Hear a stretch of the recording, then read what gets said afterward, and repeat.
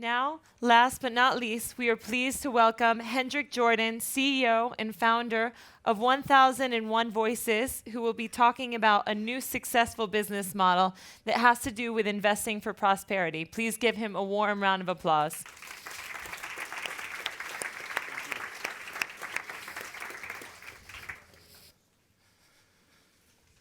Good evening.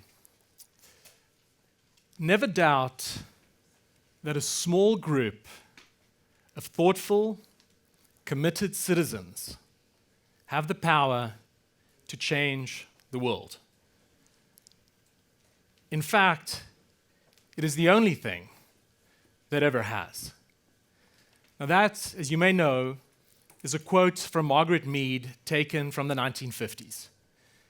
It is also a core belief that 1001 Voices holds. 1001 Voices is a movement of, call them globally influential or industry-leading families, leveraging the best of what free enterprise has to offer for transformative, positive change.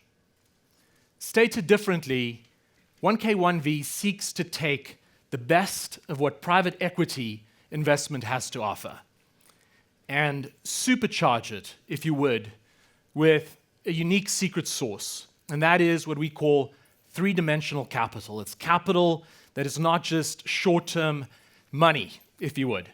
It is far, far more powerful. It's the intellectual capital of these incredible families, the knowledge, the business acumen that they have developed sometimes over generations. It is the relational capital, the relationships forming the lubricant of business. And finally, it's not just financial capital, but it's patient financial capital that only leading families have. Before I share a little bit about 1001 Voices, I'd love to just spend a minute to analyze the concept of movements. Because you recall that I referred to 1K1V not as a private equity fund or as an investment fund, but as a movement. Now, we believe that the world's greatest movements have three things in common. First is injustice. Second is fear. And third is hope. Now, to me, injustice is poverty continuing, particularly when there are solutions through free enterprise that can address it. Injustice to me is a mother in Soweto or in Nairobi who cannot provide healthcare to her sons and daughters or education. Injustice to me is a young entrepreneur in Lagos, eager, well-trained, educated, hungry, determined, dedicated, wanting to build an amazing new business, yet without the intellectual capital, the relational capital, and the financial capital to succeed, particularly when that solution exists today. Fear, to me, is what we heard from today's first speaker. It is unemployment. When you look at the massive migration issues the world faces, so much of it results from people not having jobs that they can be proud of, not having the stability that flows from sound ecosystems that fundamentally are rooted in great, solid employment. And hope to me, lies in the incredibly powerful tool of free enterprise, something I assume all of you embrace. But not just unvarnished free enterprise at any cost seeking a profit. Instead, free enterprise that's values-based and free enterprise that seeks prosperity more than just short-term financial gain. Now, when you analyze the world's great movements, you see that in many cases, they were started by a small group of individuals, oftentimes taking a series of small acts. You think of America's civil rights movement. In 1960, 4 individuals walked into a Woolworths in North Carolina, sat down and demanded to be served lunch. Because of the color of their skin, they were denied. Now, one would think 4 individuals, 1960, North Carolina. Is that really profound? Well, what that single action did was spark a movement that rippled across the South, was galvanized by Martin Luther King Jr., and resulted in one of the great movements of America. When you look at India's movement of liberation from Great Britain, I cannot help but think of Gandhi's famous March of Salt, which started out with 74 individuals. Pretty soon grew to be several thousand, and ultimately resulted in Gandhi picking up crushed salt that had been flushed into the earth by the British Army, and as it was running through his hands, proclaiming, I am shaking the grounds, the very foundation of the British Empire. I think of Habitat for Humanity, an organization that started with but a few individuals, and it grew to the point where they now have built over 150,000 homes around the world. Now, if you indulge me just for a minute, I'd love to share just a little bit about my personal history and about the foundations of our movement, 1001 Voices, something I feel incredibly passionate about. I grew up in a small mining town in South Africa. I didn't speak much English growing up. Afrikaans was my home language. I was fortunate enough to obtain a tennis scholarship to go to a university in the United States, went on to law school, and then I ran the private equity practice globally at a large international law firm. During my years of advising some of the world's leading private equity funds, 2 things became crystal clear to me. Number one, most of my clients, most of the funds, not all, but most, claimed to be differentiated for the same reasons. They were using very similar models. They were deploying the same operating or very similar operating partners in many cases. I realized that the private equity industry had become largely commoditized, ultra-competitive, and when one analyzes returns over the last 20 years, one sees that both upper quartile and bottom quartile returns in private equity have gone down, and the spread between the upper and the bottom has narrowed. These are all signs of a maturing, commoditized, highly competitive industry. I also realized that the private equity vehicle, for all of its strengths, and it has many, is fundamentally a blunt instrument when it comes to unlocking the unique competitive advantages that the world's leading families have. What do I mean by that? Well, the greatest assets and strengths of the world's leading families are not their balance sheets. It starts with their brands.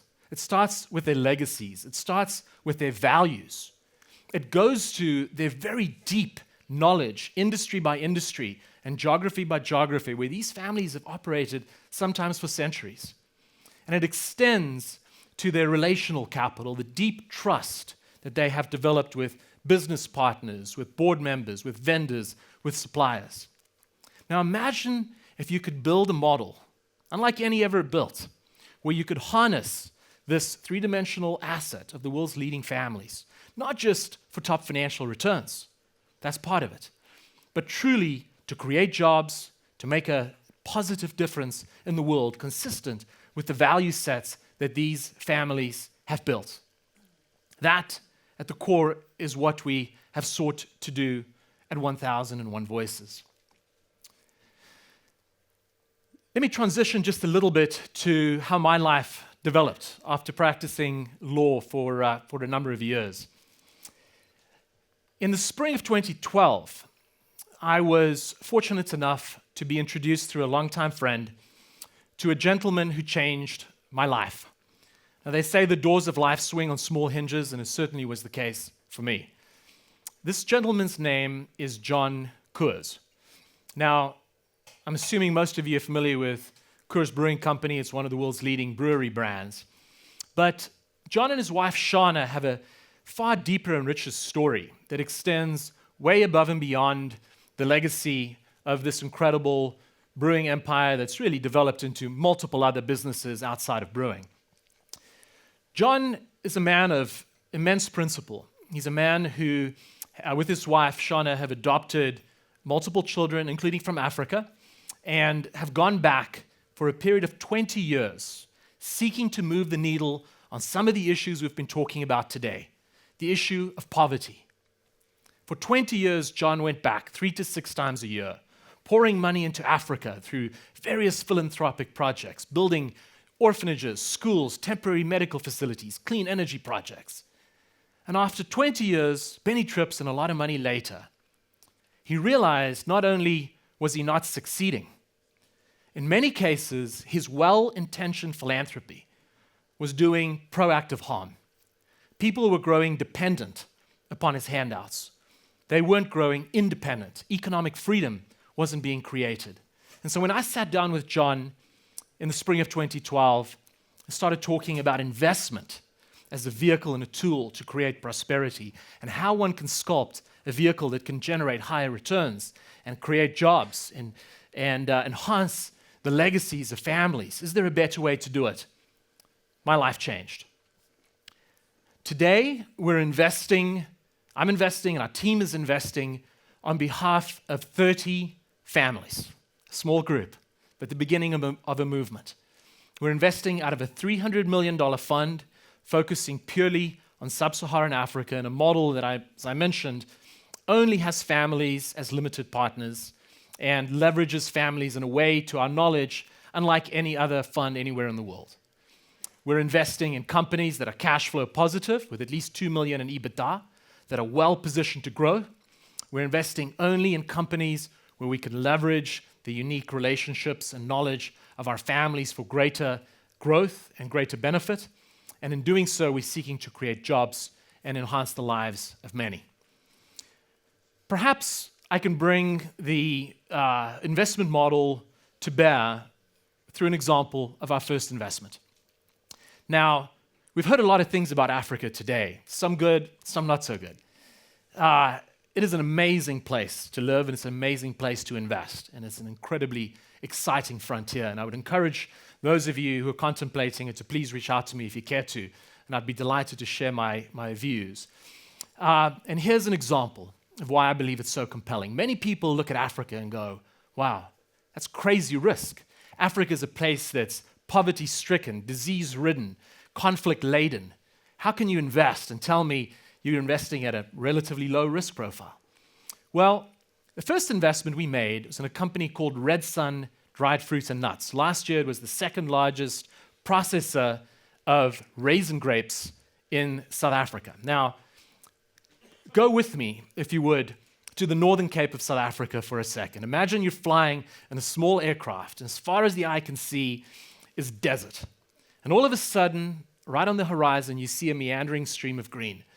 And what that is the Orange River, the largest river in southern Africa, along the shores of which you have the confluence, not just of a perfect water supply, but also soil that's ideal for growing raisin grapes, climatic conditions that are ideal for growing raisin grapes, with the desert sun, the heat, very little rain, but a perfect water supply coming out of the Orange River. You've got a very low labor cost.